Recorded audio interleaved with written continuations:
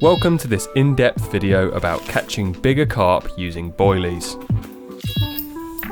When I was first starting out carp fishing, I thought that boilies were a bit of a scam, to be honest. Expensive, and I didn't seem to catch very much on them. That was until I started fishing this place.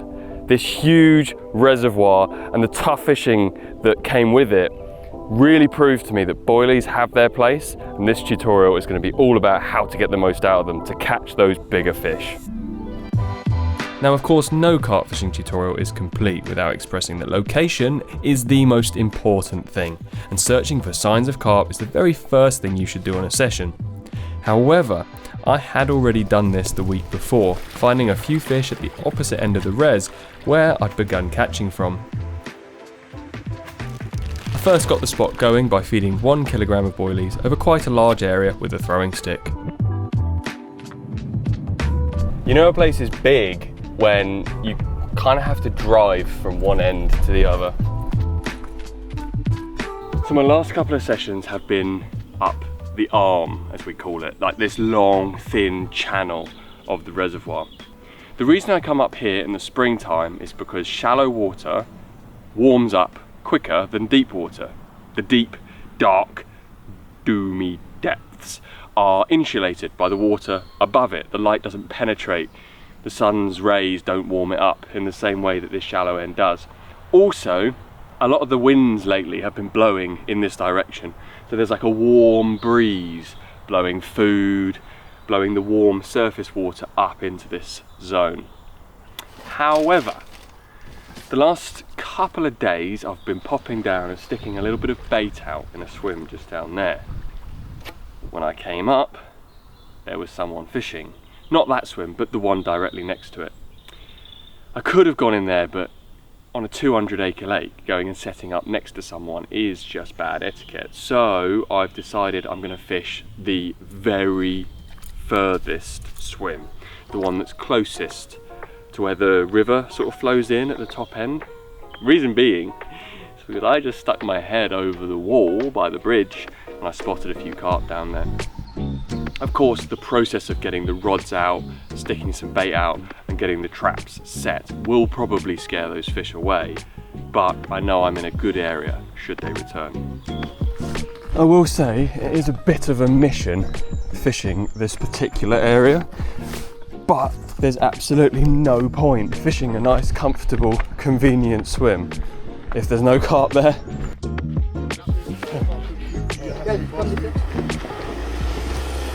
Hi. I do like to pre-bait this venue where possible.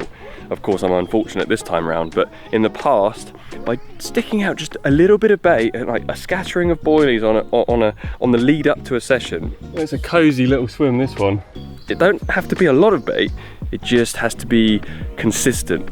Maybe once a week, twice a week, and the longer you wait, the more bait you put in, the more confident those fish are going to get. And then when you come to do your session, the more chance there is of catching. When you're introducing large amounts of pre-bait, it is obviously more cost efficient to do maize or tiger nuts. You can get them for like 50p, 80p a kilo when they're provided dry if you buy them from like a bulk supplier. And that makes your baiting a lot cheaper. However, of a load of particle, how much of that is actually getting to the carp?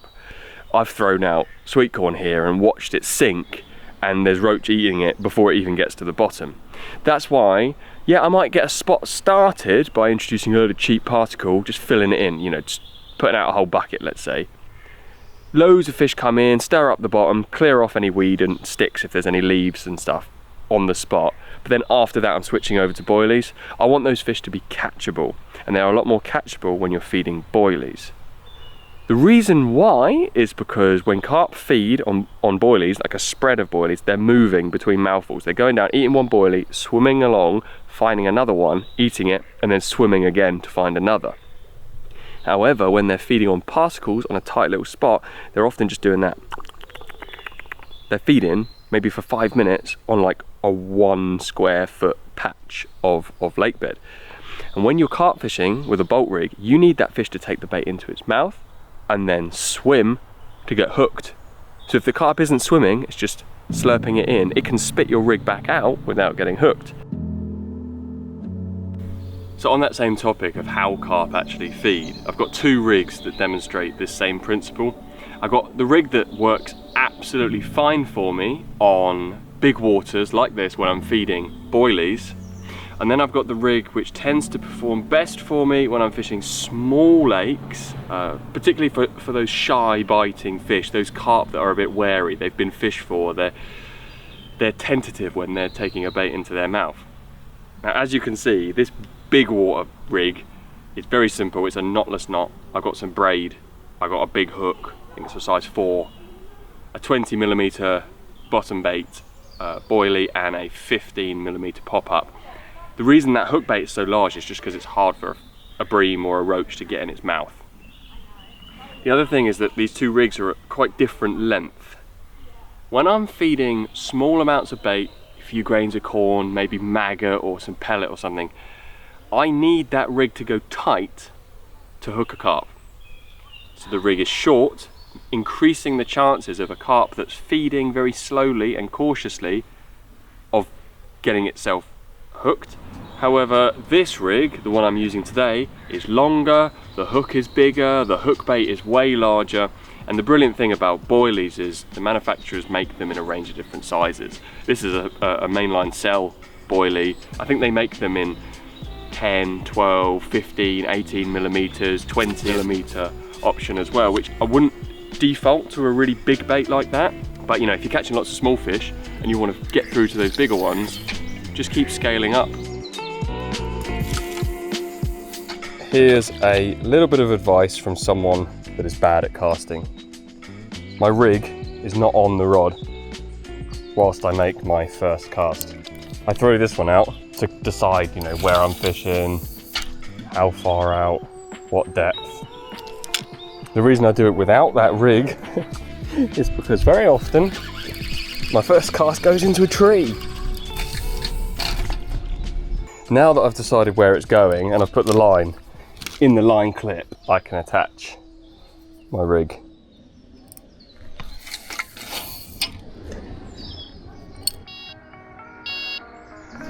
Right, rods are in.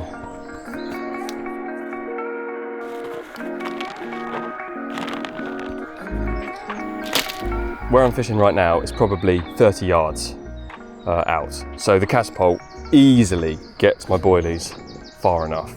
However, in some circumstances, particularly when I've been fishing further down the reservoir, at maybe 80, 90, 100 yards to the spot, the catapult doesn't quite cut it, and it's there that I have to use a throwing stick. I have done a video on this channel all about how to use a throwing stick, because they do take a bit of getting used to, but at this range, catapult, perfect. Obviously, if I was fishing really close in, it would just be a little underarm or throwing by hand. In fact, yeah, okay. Yeah, the catapult is quite handy actually. Okay, that is 4 handfuls of bait out there. And I know the boilies are more expensive than baiting with maize, tiger nuts, hemp seed or another cheap particle. But I at least know that what I've put out there is probably going to be eaten by carp, not roach and bream. And in this place, there are a heck of a lot of bream.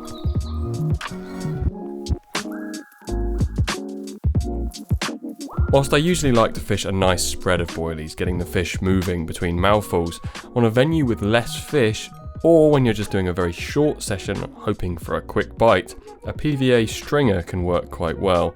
This is essentially just a few boilies threaded onto some PVA tape. This tape then dissolves away to nothing in the water, leaving some loose feed near your hook bait. Crumbling up some boilies into PVA bags can also work very well, but to be honest, when I'm making up solid PVA bags, I actually prefer filling them with pellet. Pellet is not only cheaper than boilie, but it also compacts down more easily, making a tighter, more aerodynamic bag, which will definitely help when casting longer distances. Now let's talk about the round nature of a boilie. They are rolled before they are boiled in the manufacturing process, which is what makes them perfectly spherical, round. A perfectly round bait is key when you're using a throwing stick. A harder boilie is worth looking for as well when you're using the stick. Sometimes if your boilies are a bit too soft, then when you're doing them, they will split in half. You can dry them out a little bit, just hang them in a bag in the sun or lay them out on your unhooking mat. Get a bit of air to them, they dry out, they go a lot harder, and that will enable you to get the distance with the throwing stick. Yeah, I mean, a round bait's just more accurate. They all go the same distance if they're all the same shape and size. However, on a river or on a lake with a sloping margin, the boilies may roll and not end up where you want them. If you do need to stop the boilies from rolling, then simply chop them in half. This can be done with some scissors, or I think Corda, who sponsors this channel, do make a... That is the cutter. I don't know the name of it, but basically it chops loads of boilies in half. Hey! At this point, the fella down the bank came over as he'd hooked a fish which had got snagged up. Right, I'm just gonna, yeah, I'm stopping, I'm coming. He tried swimming out to free the fish, which of course I do not advise on this channel for safety reasons. However, as that didn't work, we used a clever little method which is well worth knowing. There's no guarantees this works, but sometimes you can let the fish swim out the other side of the snag, cast over it and reel it in on the other side. Basically, if you take a spare rod and cast over to the side of the snag, you can sometimes hook your own line and then pull it back and free the fish. Oh yes! Yes! Cheers, Carp. Oh, thank goodness for that. He looks massive from this angle. Now, the reason I left all this in the video is to remind everyone that it's always okay to ask someone for help. Never just pull for a break when a fish is snagged. Ryan! Hi! The fella down there, just next to my swim, he caught one. How big? 20-pound common. That's alright. Actually not that bad, is it? Carpy little swim though, eh? Oh, that's actually really nice. Good timing, Ryan, good timing. Now, whilst this tutorial is about boilie fishing, it's not about which flavour of boilie is best. No amount of testing would have conclusive proof of a wonder bait, which works everywhere, all of the time. My advice is just to see what's working on your local waters for other people, and then once you start catching, just stick to that one brand and flavour. Confidence is key, and if you're constantly chopping and changing baits, you won't be able to build up that confidence in what you're doing. We haven't had a proper... well, we haven't had any rain for the last 3 weeks. And it's coming down good now. Wow. Another thing you might have noticed is that in your local tackle shop, there is often the option of shelf life boilies or the frozen ones, which will go off after a few days. The question of frozen or shelf life is debated often, but some people just have more confidence with a fresh boilie. They say the ingredients are better, the lack of preservatives, maybe the carp do notice a difference, but for me personally, it's more down to how firm the bait is and how long I want it to last in the water. I quite like the freezer bait. It's softer, I think it's more digestible, the carp can eat more of it before they get full, and they can eat that bait quicker because it's so much softer and breaks down so much more easily. But then your shelf life bait is sort of dried out, it's a lot harder, it's like actually quite firm. And I prefer that when I'm fishing somewhere with lots of roach, crayfish, or anything else that's going to be nibbling away your bait. I prefer to have a bait that's going to sit out there for a long period of time until a carp comes along and finds it. So it's kind of up to you, but for me, yeah, I find shelf life does the job for me, and it means I can have it in the car at all times, and I've always got bait ready to go.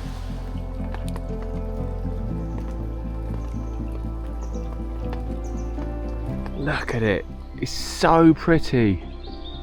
How dare this place be so stunning.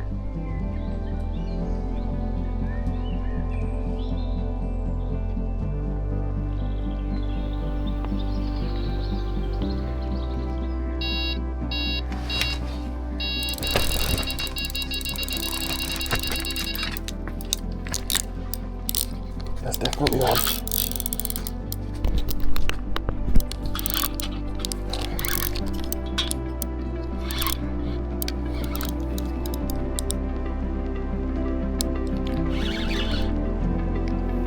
Just when I was least expecting it to happen, it's gone and happened.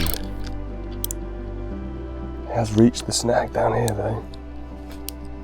As is so often the case on this reservoir, the fish had become snagged, and sadly after about 5 minutes of hoping he'd swim out, the line fell slack and the fish had come off. Oh, that is unfortunate. I really hoped that morning time would bring another bite. It's always funny when someone makes a tutorial and they don't catch. It does kind of make you doubt if their information is valid. So for this reason, and also the fact I'm kind of addicted to fishing this res in springtime, I returned a couple of days later, and thankfully I found my pre-baited swim was free.